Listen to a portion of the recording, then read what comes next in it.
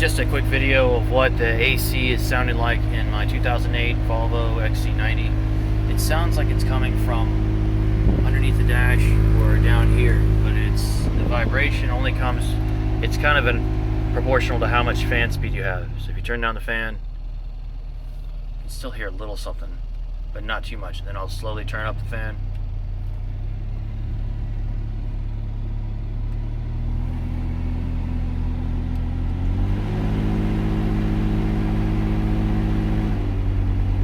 This is one under full speed, and you get that when you hit full speed.